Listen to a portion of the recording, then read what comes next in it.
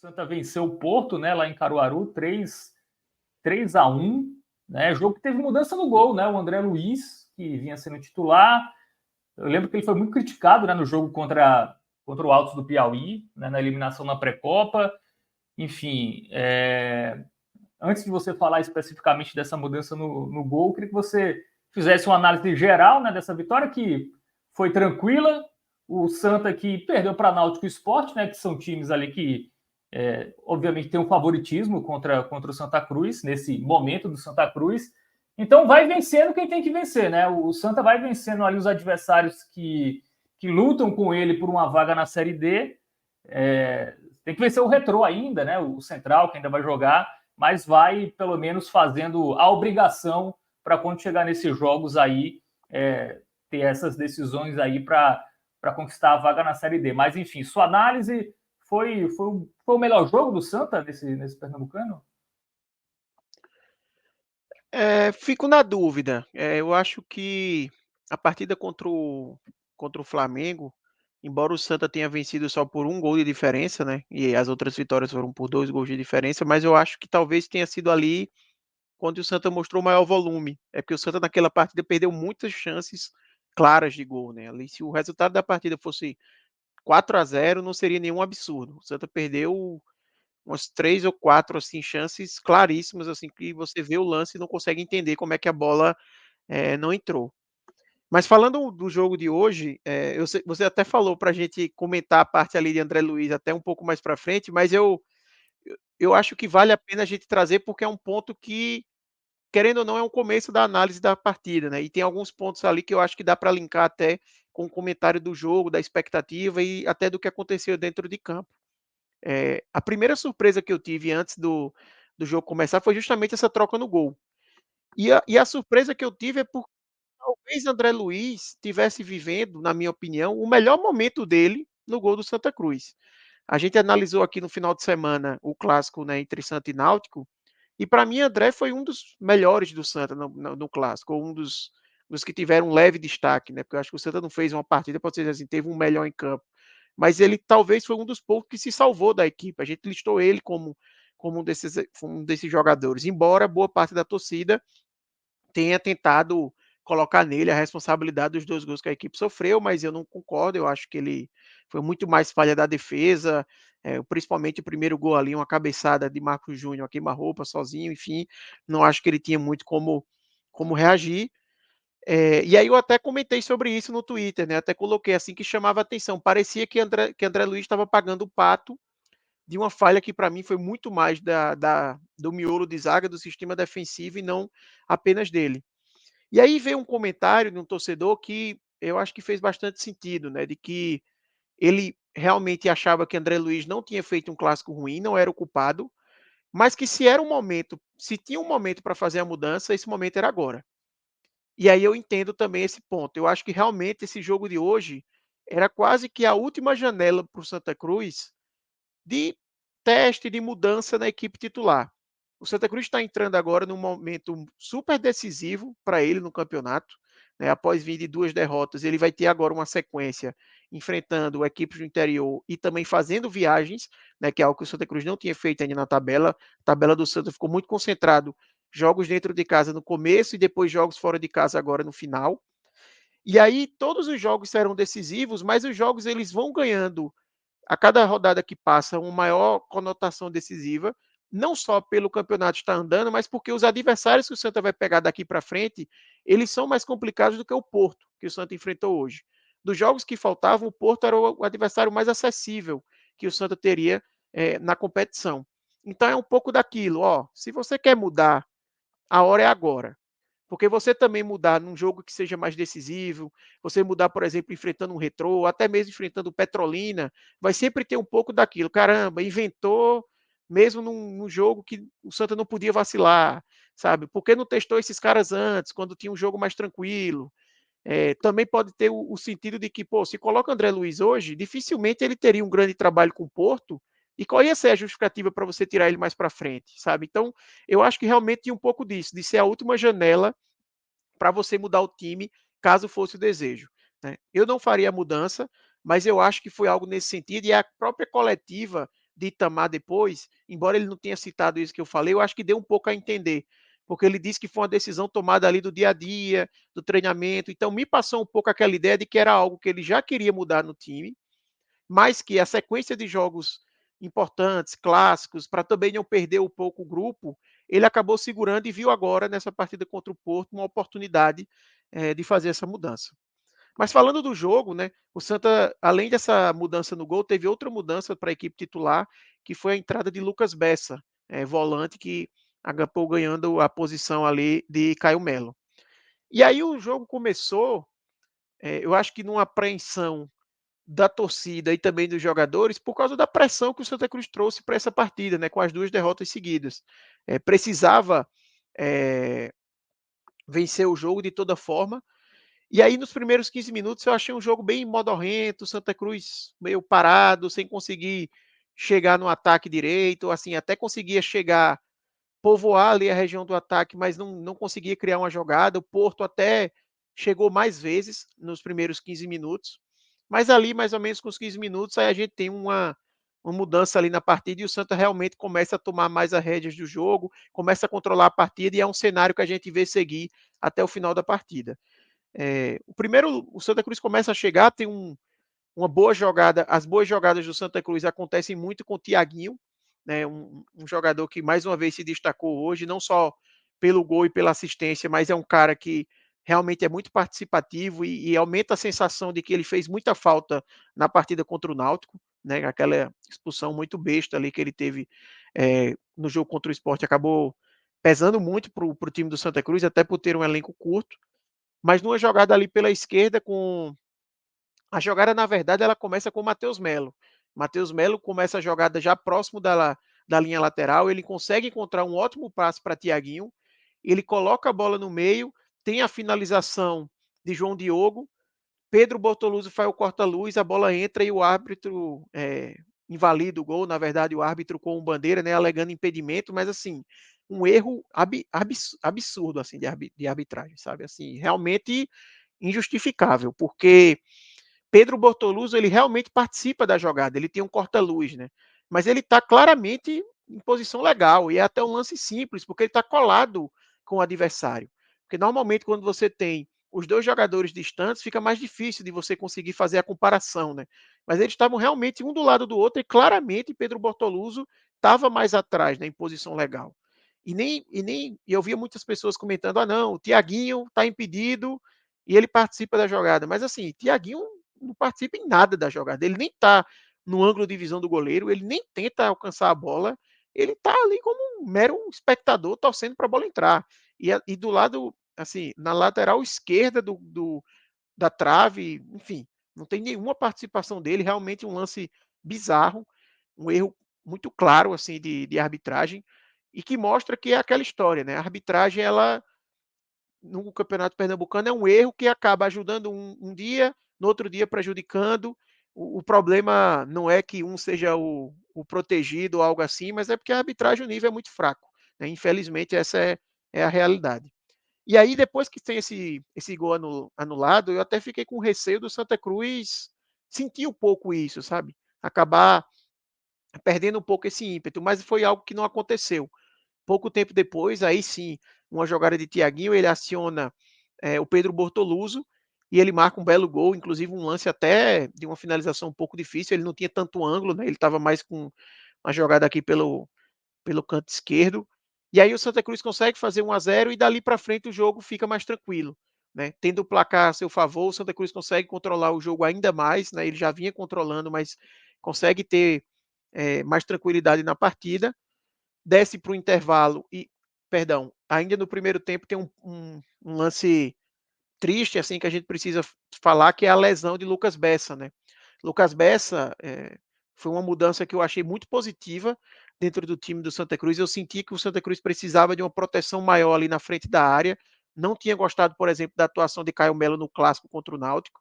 Eu acho que Itamar foi muito bem nessa mudança. Lucas Bessa vinha fazendo um jogo sem muito destaque, mas eu acho que essa questão do meio-campo tá mais inteiro, assim, vinha acontecendo, e ele acaba tendo um lance ali muito feio de lesão. A gente espera aí. Eu espero que eu esteja errado, mas pareceu muito um lance de ruptura de ligamento, sabe? Então, eu acho muito difícil que ele volte a atuar nesse campeonato. Enfim, muito triste para o atleta, uma situação difícil para o Santa Cruz porque tem um elenco curto, mas enfim, foi algo, talvez a nota mais triste da partida de hoje, o ponto mais negativo para o Santa Cruz da partida de hoje talvez tenha sido isso, projetando os próximos jogos. E aí o Santa Cruz desce para o intervalo, volta para o segundo tempo, e aí com pouquíssimo tempo o Santa Cruz já consegue fazer o 2-0, né? Mais uma vez Thiaguinho aparecendo, dessa vez com o passe de Matheus Mello, ele recebe e ele mesmo finaliza no cantinho para fazer o 2-0 e aí dá ainda mais tranquilidade para o Santa Cruz na partida. E o Santa Cruz seguia com essa tranquilidade, chegando no ataque, até que apareceu o grande calo do Santa Cruz na temporada até agora, que é a bola aérea defensiva. Mais uma vez, numa jogada de escanteio, a zaga fica basicamente todo mundo olhando só a bola, ninguém repara nos jogadores. Eu até observei mais uma vez no replay, assim, o único jogador do Santa Cruz que olha a bola, obviamente, mas também se preocupa com quem está marcando é Totti. Todos os outros parecem estar olhando apenas a bola. E aí o jogador do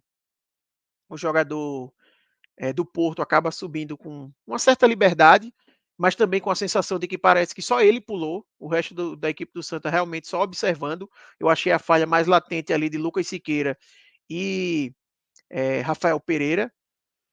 E aí sai o gol, né? No que é o maior ponto negativo do Santa Cruz. E aí eu volto para o ponto do goleiro, porque assim, se fosse André Luiz levando esse gol que o William levou hoje, meu amigo, tinha dado muita confusão no Twitter, viu? Porque eu achei um gol muito mais defensável do que os gols que a gente teve do Santa Cruz contra o Náutico, por exemplo. Uma cabeçada que não foi com tanta força, não foi tão no canto. Eu acho que o William ele acabou errando ali porque ele sai, depois resolve voltar, fica nesse vai e volta, enfim.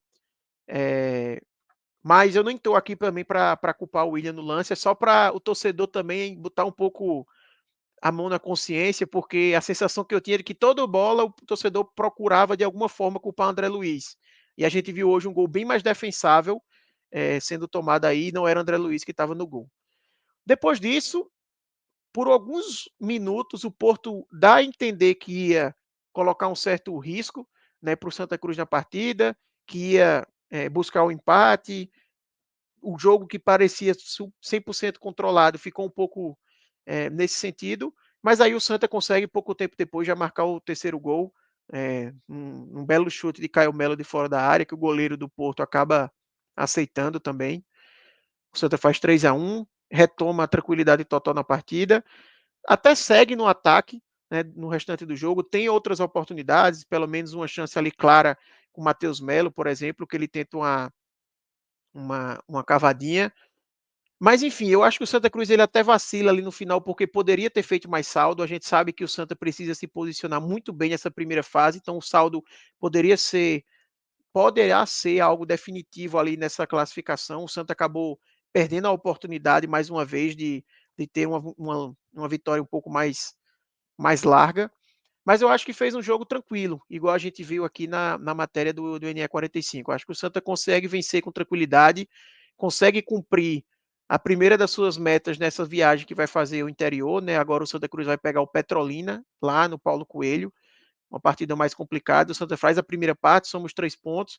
E desde o programa ali, no programa depois do Clássico contra o Náutico, eu já tinha projetado que o Santa Cruz precisava de 6 pontos nesses 2 próximos jogos para poder voltar depois para enfrentar o Retrô com um pouco mais de tranquilidade. Né? Eu não acho que o Santa vai estar numa situação tranquila no campeonato, mas vai poder observar um pouco o que aconteceu ali com o Central e Retrô e ver se dá para ele talvez negociar um empate, se dá para ele, enfim, o que é que dá para ele fazer ali dentro dessa partida. Ele precisa desses 6 pontos para voltar para os eixos. Embora sejam 2 jogos de nível mais alto, as 2 derrotas elas acabaram tirando um pouco o Santa Cruz do eixo ali e ele precisa retomar esse ponto para também não acabar complicando a campanha dele, pensando principalmente em vaga na Série D do próximo ano. Bom, sobre o jogo foi isso. Não sei se vale já emendar aqui, Cláudio, sobre a análise. Agora que eu vi que Fábio caiu. Mas só Só um parênteses, Arthur, sobre o lance de impedimento, não quis interromper tua análise, mas eu estava indo para os aflitos e aí eu estava ouvindo o jogo na Rádio Jornal e não sei se foi um comentarista, um repórter lá, acabou comentando essa questão do jogador, acho que é Thiaguinho, né, que estava ao lado do goleiro, né, e não que estava à frente, que não estava impedido, falando que o impedimento foi marcado por aquele jogador. E assim, não vi sentido nenhum daquele jogador de ser marcado, impedimento, aquilo ali. Enfim, é uma arbitragem tão confusa que... E eu acho que não foi isso que foi marcado, viu, Cláudio? Porque, assim, pelo gestual do árbitro, ele até faz um gesto de que Pedro Bortoluso abre as pernas para a bola passar, sabe, do corta-luz. Então, parece bem claro, assim, para mim, que, na verdade, ele marcou impedimento de Bortoluso. Porque ele faz esse gesto como se fosse indicando a participação de Bortoluso no lance, e a jogada reinicia, ele coloca a bola onde Bertoluso estava, que é bem ali no meio da área. Ele não vai ali para a lateral onde estava Thiaguinho, ou indica que o lance era de Thiaguinho, sabe? Então, E a Bortoluso não sensação que estava eu tive é impedido, que ele... né? Exatamente, era bem claro. Ele está colado com o jogador assim do Porto, que até favorece, né, para você perceber a posição. E claramente ele está assim, não é que tenha nem, eu acho que não tem nenhuma parte do corpo de Bortoluso, nem assim o braço, eu digo, sabe, que está nem na Nem aquela mesma regra de linha. Evandro, né? Que É, tá o corpo, o pé ali, enfim, que nem ele sabe aquela regra de Evandro. tipo, nem o braço eu acho que está nem na mesma linha, assim, ele está realmente atrás do marcador, então assim, não vi o menor sentido naquela marcação ali. Eu até fiquei pensando se ele estava marcando inicialmente uma falta, alguma coisa, enfim.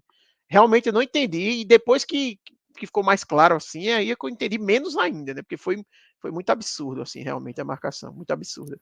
A arbitragem pernambucana, né? É muito ruim, assim. Veja, eu vejo. É difícil conversar com alguns torcedores que são muito clubistas, porque falam que a arbitragem ajuda. Veja, a arbitragem prejudica no final todo mundo. Todo mundo que é uma arbitragem ruim, é uma arbitragem ruim. Óbvio que alguns podem dizer, eu sou mais prejudicado que outros. Mas no final todo mundo vai ter um jogo para. Hoje, daqui a pouco a gente vai falar de um pênalti bizarro que não foi marcado pro Náutico. Teve esse lance de impedimento assim. Eu nem tava vendo o jogo e só recebi mensagem. Todo mundo. Eu vi Alvirrubro, Rubro Negro, falando sobre esse lance de impedimento. Quando eu fui ver, eu fiquei tentando entender. Aí teve a explicação do repórter da Rádio Jornal também. E aí ele dizendo sobre. Veja, não foi a defesa dele, foi que a arbitragem, o quarto árbitro comentou com pessoas que estavam na beira do campo que tinha sido jogador, que tinha sido Thiaguinho.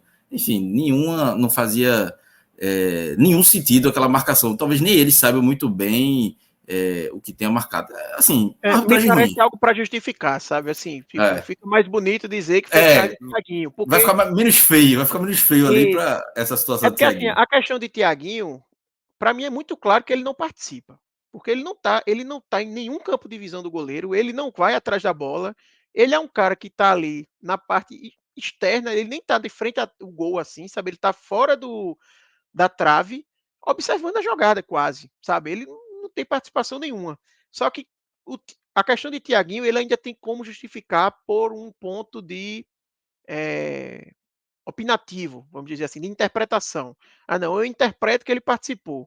Agora, se ele fala que o lance é realmente de Bortoluso, não tem interpretação ali, porque é factual. O Bortoluso não estava em posição de impedimento, sabe? Então, eu acho que essa questão de Thiaguinho é mais para talvez tentar justificar o erro do que realmente o que foi marcado, sabe? Assim, realmente é um lance que não dá para entender muito bem. O Campeonato Pernambucano, estou de volta, hein, galera? A internet aqui deu uma caída, mas enfim, estou aqui novamente. Cara, me parece que as polêmicas no Pernambucano, esse ano, elas estão mais numa quantidade maior do que o normal, né? Tudo bem que na arbitragem brasileira, no geral, a gente tem muita polêmica, mas, cara, não tem um time que se agrade com a arbitragem, né? Todo mundo reclama, todo mundo tem algo a reclamar.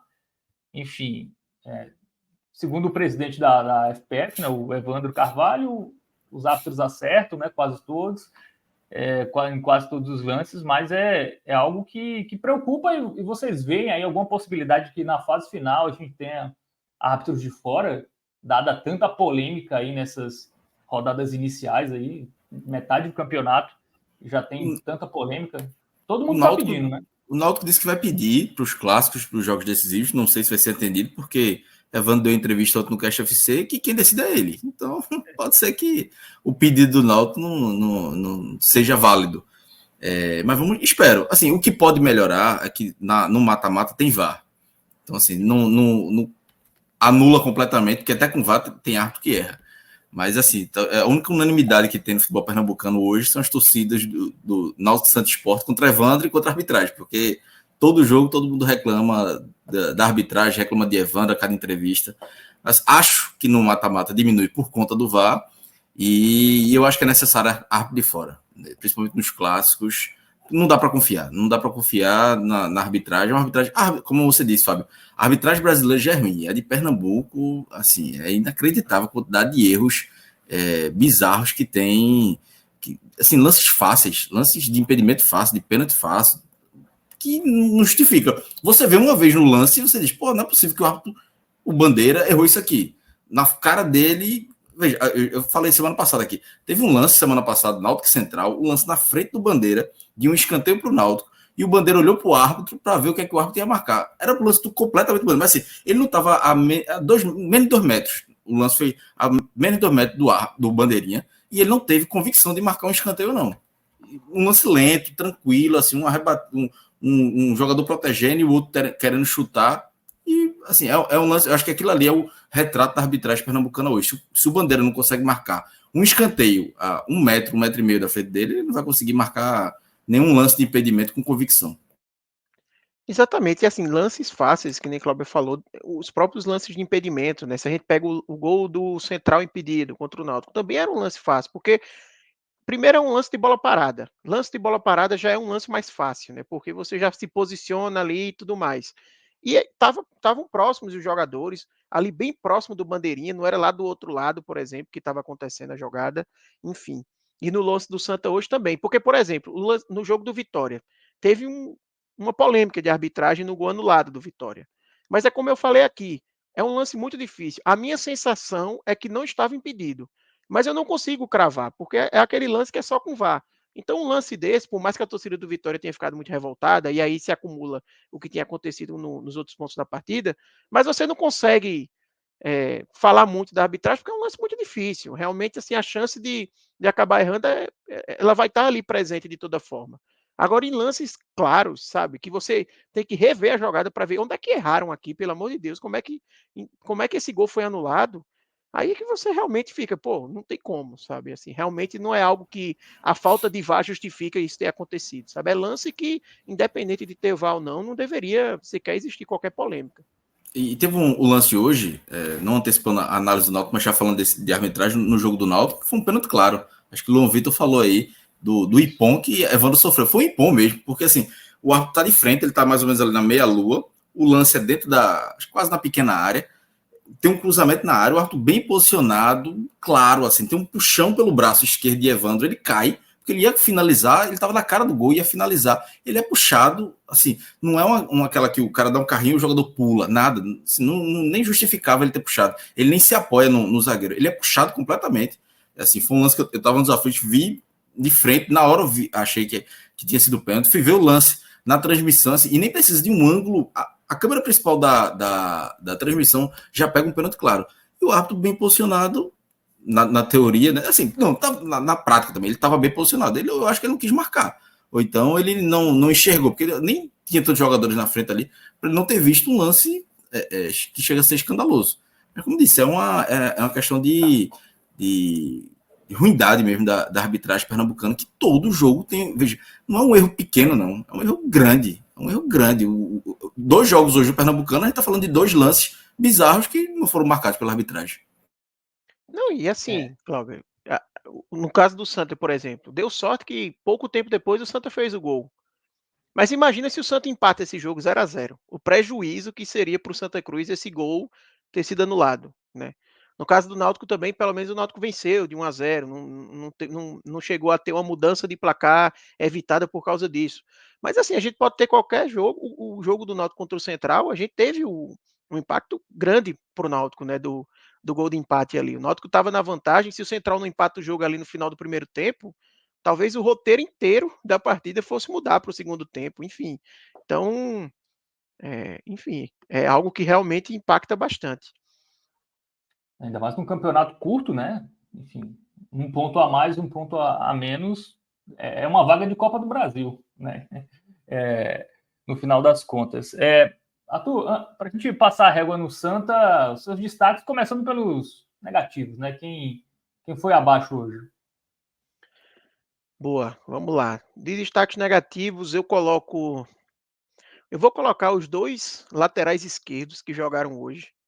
Eu acho que Juan Tavares, mais uma vez, não fez uma boa partida. Eu já não tinha gostado dele contra o Náutico. Acho que ele hoje também não foi bem, errando bastante. Ali ele até jogou só 45 minutos. Eu acho que ele tem até alguma questão ali da parte física que ainda precisa aprimorar. Ele nunca consegue fazer os 90 minutos de jogo. E aí eu tinha achado o primeiro tempo dele ruim. Só que quando eu vi João Vitor jogar o segundo tempo, que foi quem entrou no lugar dele, eu comecei a achar que Juan Tavares nem foi tão mal assim, porque João Vitor, meu amigo, não acertou basicamente nada na partida. Muito, muito mal. Eu acho que ele até foi o pior do jogo. Então, eu colocaria esses dois como principais. Deixa eu ver mais aqui. Também citaria a dupla de zaga, eu acho que vale uma citação negativa. Assim, mais uma vez o Santa Cruz levando um gol de cabeça contra o Porto, que é um adversário frágil, sabe? Assim, por mais que o jogo tenha sido tranquilo, porque o Santa com pouco tempo depois conseguiu abrir o 3-1, mas é o que eu venho falando aqui, sou até repetitivo. O Santa só vai conseguir ser verdadeiramente competitivo quando ele conseguir resolver esse problema dele da bola aérea. Obviamente que o problema da bola aérea do Santa Cruz não passa apenas pelo miolo de zaga, mas os zagueiros eles estão presentes em quase todas as bolas que o Santa Cruz levou o gol dessa maneira. E dos 7 gols que o Santa levou no campeonato, 5 foram assim. Em quase todos eles você vê uma falha ali de um dos zagueiros, sabe? Então eu acho que eles realmente estão bem mal aí na partida, no campeonato, perdão, estão devendo. Eu acho que Lucas Siqueira também ficou um pouco abaixo, mas não sei se entra no mesmo nível que os outros. Eu colocaria, então, os dois laterais esquerdos e a dupla de zaga como os principais destaques negativos. E os Na parte dos positivos? positivos, para mim, Thiaguinho foi o melhor da partida. Eu acho que não teria como ser muito diferente, né? Ele fez um gol, deu uma assistência, participou em outros lances. Thiaguinho, ele é um cara que talvez João Diogo, por exemplo, ele receba mais a bola do que Thiaguinho na partida. Mas Thiaguinho é mais eficiente, pelo menos vem sendo nos últimos jogos. Ele está sempre participando de gol, de assistência. Ele é um cara que, se você vê, ele tem. Eu não vou ter agora de cabeça. Eu acho que ele tem 4 jogos pelo Santos e 6 participações em gols, algo assim, ou são 5 jogos. Ele tem números muito interessantes. Eu acho que são 4 jogos realmente, porque tem um jogo contra o Náutico que ele não participou, né? Então, enfim, ele é um cara que é muito decisivo. Hoje foi super decisivo. Ele deu o passe para o primeiro gol, ele marca o segundo gol. Então, um jogador muito importante. E é até engraçado assim, porque o Santa tentou contratar Thiaguinho por vários anos, né? Thiaguinho, ele sempre foi um algoz do Santa Cruz quando jogou pelo Jacuipense. O Santa Cruz sempre quis contratar ele, não conseguia. Sempre era uma novela, todo ano basicamente surgia. O Santa Cruz especula a contratação de Thiaguinho. E aí nisso, quando demorou tanto para vir, ele veio esse ano, eu já pensei, pô, tá na cara que ele vai vir, não vai jogar nada no Santa. Aquele cara que você insiste, insiste, insiste, insiste, quando vem não agrega, mas tá sendo o contrário. Eu acho que ele tá ajudando bastante, então hoje, mais uma vez, eu coloco ele como o melhor da partida. E nas outras duas posições eu coloco o Matheus Melo, né, de praxe, como sempre, ele se destacando nesse time do Santa Cruz.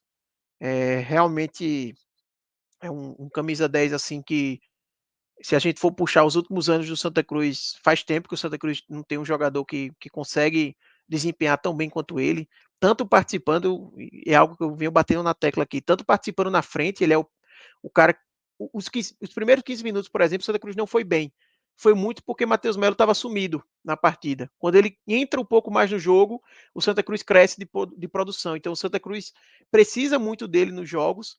É um cara super importante que consegue levar o Santa Cruz ao ataque, mas que também participa muito na fase defensiva. Ele briga muito para roubar a bola. Tem lance de gol do Santa Cruz que começa em roubada de bola dele. Então, o lance do gol anulado, por exemplo, começa com um belo passe dele, ele que dá o passe para Thiaguinho fazer o gol. Então, mais uma boa atuação dele.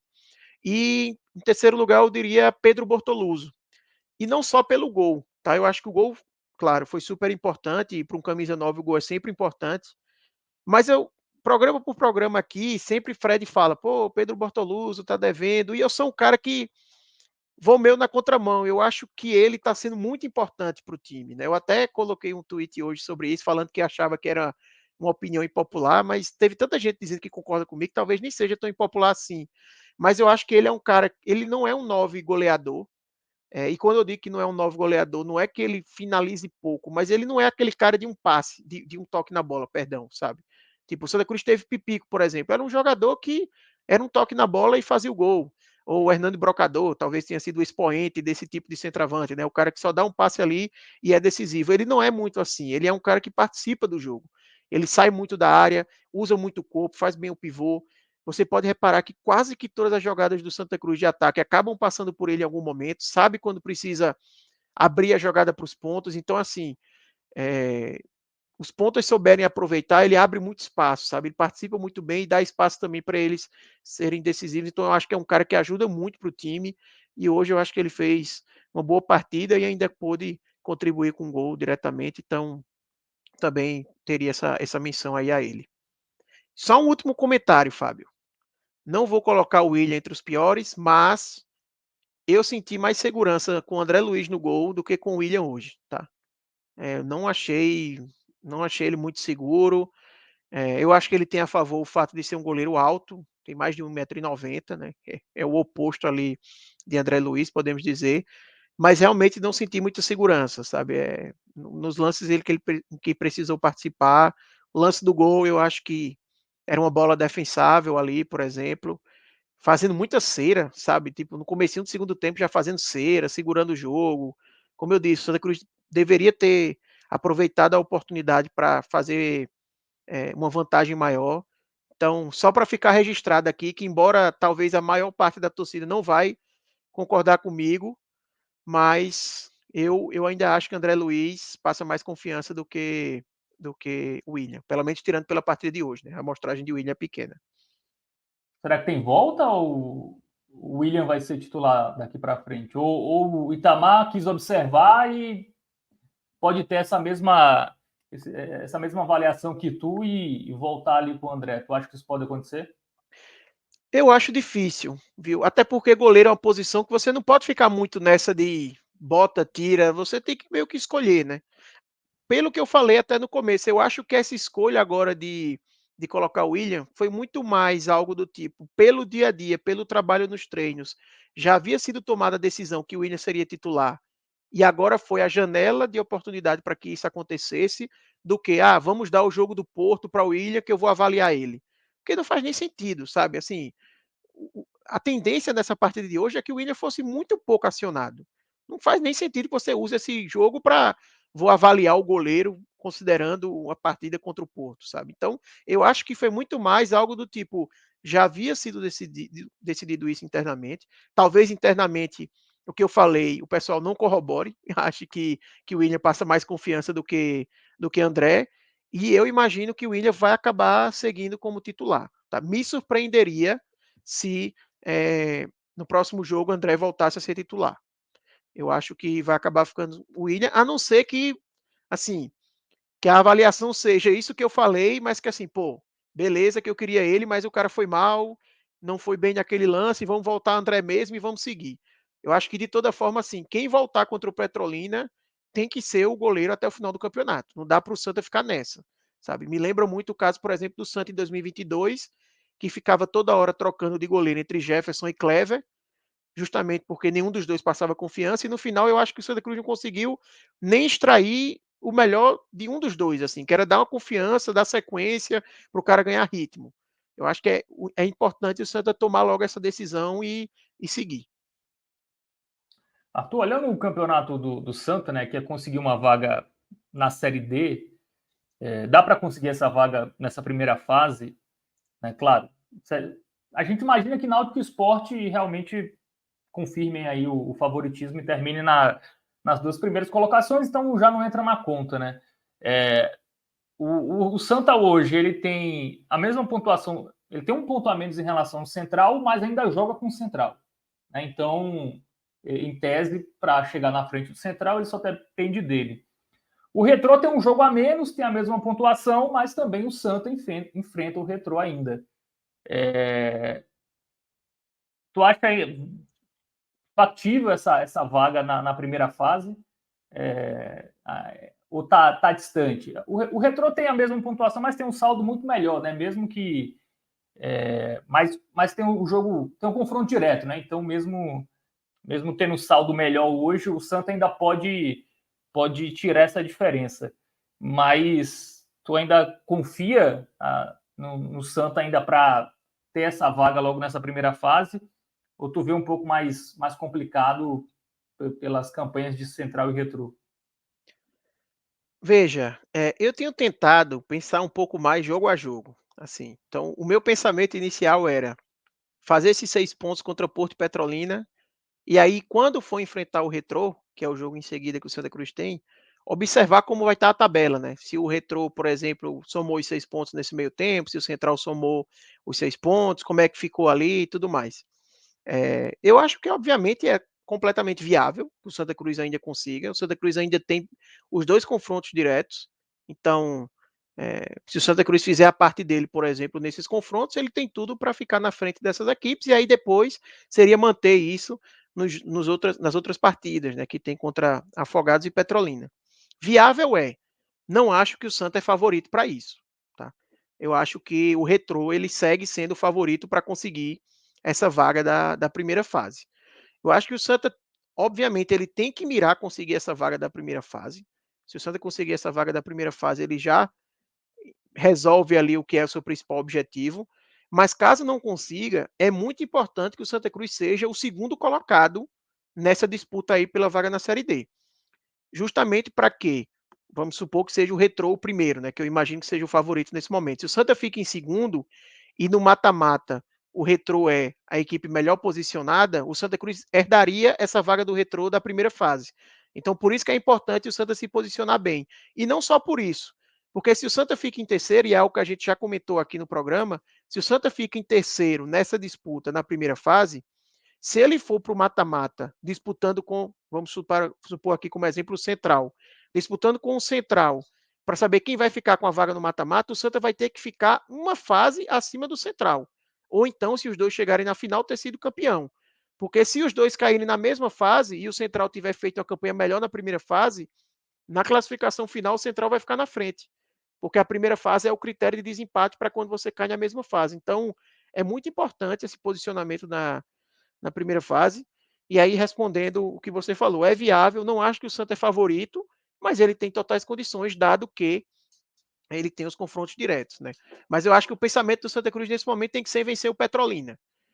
Fazendo esse papel, aí ele volta, e aí é como eu falei, analisar ali como é que vai estar a tabela. Talvez não sei, o Retrô vacile no meio do caminho e o empate contra o Retrô passe a ser um resultado razoável, não é um resultado ruim. Talvez não, o Retrô faça o seu papel, que talvez seja até o mais provável, e o Santa teria que vencer o Retrô para poder ultrapassá-lo. Então, assim, tem uma série de coisas que podem acontecer, mas eu acho que o Santa tem que pensar primeiro em fazer seu papel lá no Paulo Coelho.